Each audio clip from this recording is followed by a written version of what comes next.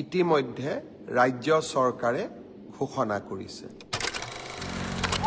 गोजोन्थों रायजोफोर दिनैहाय मोनसे गिदिर आपडेट आरोखि ना जोंहा आसामनि चिफ मिनिस्टार हेमन्त बिश्व शर्मा सारा दाख्लैसो जानानै थांनाय गोबां पुलिस साख्रिनि आरोखि ना बे रिजाल्टखौ फोसावनानै होबाय होननानै बुंदों ओमफ्राय माखासे फोसावबावनांगौ दं होननानै बुंदों आरोखि दा आङो नोंथांमोना नायलां बे आपडेटखौ होगासिनो दङ गासैबो नायलाङोबा नोंथांमोननि बुजिनायनिफ्राय मिथिनो मोनगोन आरोखि ना दा भिडिअखौ नायलांबानो जाबाय आं आपडेटखौ होनि आरोखि मोजां खौरां फोसावदों बिथाङा नायलांबानो जाबाय। नमस्कार फेसबुक लाइभर এই অনুষ্ঠানলৈ মই আপোনালোক আটাইকে স্বাগতম জনাইছো। যোৱা কেইটামান দিন সঁচাকৈয়ে অসমৰ যুৱক যুৱতীৰ বাবে অত্যন্ত প্ৰতিশ্ৰুতিৰে পূৰ্ণ আছিল।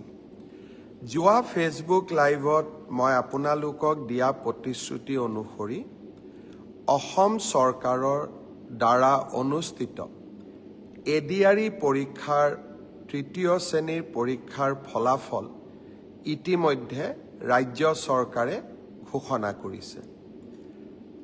যোৱাকালি এডিআৰই পৰীক্ষাৰ পিছত police constable sub inspector of police গৃহ বিভাগৰ অধীনত থকা বিভিন্ন পৰীক্ষাৰ ফলো অসম চৰকাৰৰ গৃহ বিভাগে ঘোষণা কৰিছে। আজি খন্তেক সময় আগতে স্বাস্থ্য বিভাগৰ বিভিন্ন শিতানত অনুষ্ঠিত পৰীক্ষাৰ ফলাফলসমূহ হয় ঘোষণা কৰা হৈছে নহলে যিকোনো মুহূৰ্ততে ঘোষণা কৰা হ'ব।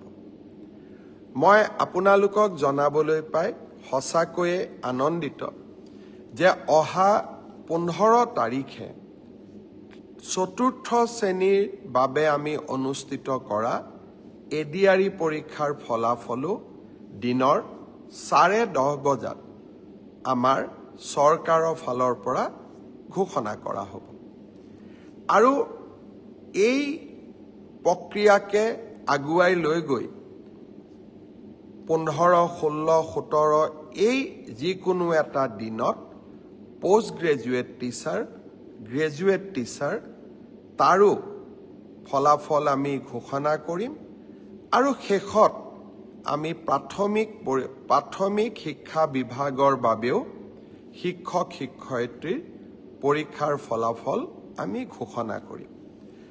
অৰ্থাৎ অক্টোবৰ মাহৰ ভিতৰত অসমৰ 35,000 নিবনুৱা যুৱক যুৱতীয়ে কৰ্ম সংস্থাপন পাবলৈ সক্ষম হ'ব।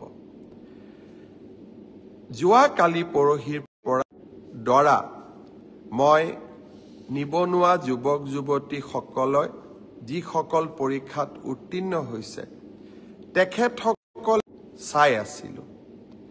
প্ৰত্যেকৰে নিজৰ জীৱনৰ সহজ সৰল জীৱনৰ কাহিনী এটা আমাৰ আগত বৰ্ণনা কৰিছে আৰু কেনেকে চৰকাৰৰ পৰা লাভ কৰা চাকৰিটোৱে আৰু তেখেতসকলৰ পিতৃ মাতৃৰ চকুত যি এক আনন্দৰ পোহৰ আমি সকলোৱে দেখা পাইছো সি সঁচাকৈ আমাক আনন্দিত কৰিছে।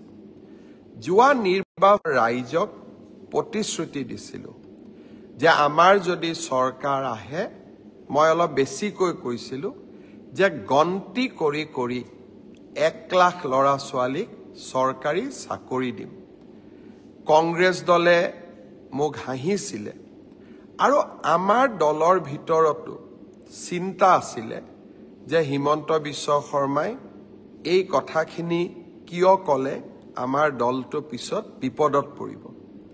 কিন্তু আজি আমি 1 লাখ নিযুক্তিৰ যি আমাৰ প্ৰতিশ্ৰুতি আছিল সেই প্ৰতিশ্ৰুতি আমি নিজৰ প্ৰতিশ্ৰুতি নিজেই ভংগ কৰিলো আৰু 2 লাখ নিযুক্তিৰ ফালে ধাৱমান হৈছো। আমি অসমৰ নিবনুৱা যুৱক যুৱতীক দিয়া প্ৰতিশ্ৰুতি পূৰ্ণভাৱে পালন কৰিবলৈ পাই সঁচাকৈয়ে মই আনন্দিত। পৰম পিতাক ভগৱানক মই ধন্যবাদ কৃতজ্ঞতা জনাইছোঁ যে নেদেখাজনৰ অফুৰন্ত আশীৰ্বাদত আমি আৰু এটা মহান কাম সম্পাদন কৰিবলৈ সক্ষম হ'লোঁ। মোৰ লক্ষ্য ইয়াৰ পৰা আমি থমকি ৰ'ব নালাগিব।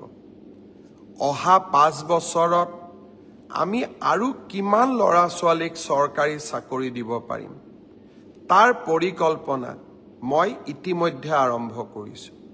বিভিন্ন বিভাগৰ লগত কথা বতৰা পাতিছোঁ যে অহা 5 বছৰত আমি 2 লাখতকৈও অধিক ল'ৰা ছোৱালীক চৰকাৰী চাকৰি দিব পাৰিম নে নোৱাৰিম।